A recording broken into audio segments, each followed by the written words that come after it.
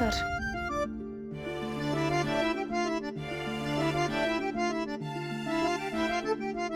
बसा की. हाँ सॉरी.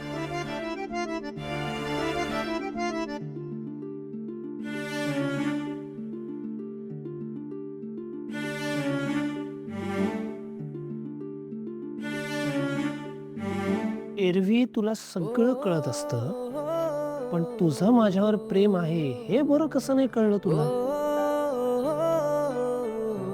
एक मिनिट, हे खरंच आहे ना की की तो फक्त अनामिकाचा अंदाज होता? असा कसा फक्त अंदाज लावला त्याने? कसला अभ्यास करूयास? इंग्लिशचाच करूया. ऋषी सर, अभिनंदन. आता काय बाबा, तुमच्या मनात लाडू फुटत असतील की नाही? लगीन ठरलंय ना हो तुमचं? सर, अहो ती अनामिका कसली भारी पोरगी आहे. मला तर लय म्हणजे लय आवडली बघा सर.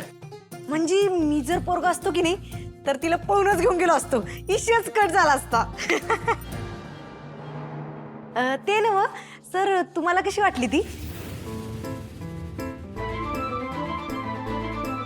छान आहे अगदी मुलगी. खरंच खूप छान आहे. दिसायला सुंदर आहे. तिचा गळा पण किती गोड आहे. गाणं तर आपण ऐकलंच ना. तिचा जितका गळा गोड आहे ना, तितकीच ती दिसायला पण सुंदर आहे. तिचं बोलणं, वागणं, तिचा स्वभाव सगळं इतकं मनमिळावं आहे ना. परफेक्ट ती एकदम.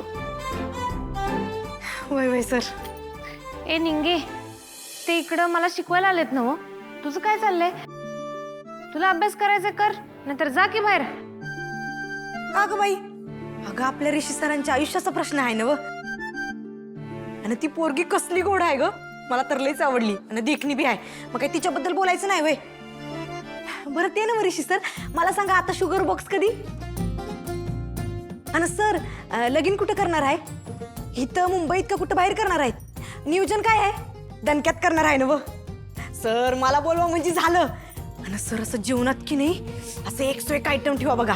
आणि संगीत बिंगीत की नाही असं नाद्यावादच करून टाकूया. मी आणि कमळी लईच नाचत असतोय सर. लईच मज्जा येईल सर.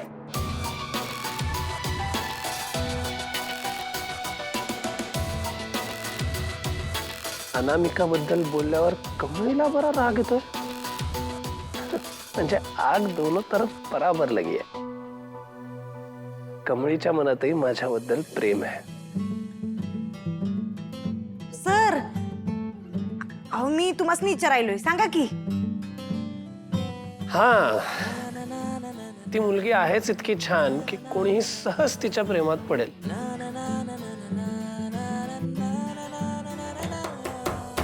पण मी तिच्या प्रेमात नाही पडलोय. तिच्या आयुष्यात दुसरंच कोणीतरी आहे, त्यामुळे आमचं लग्न मोडलंय.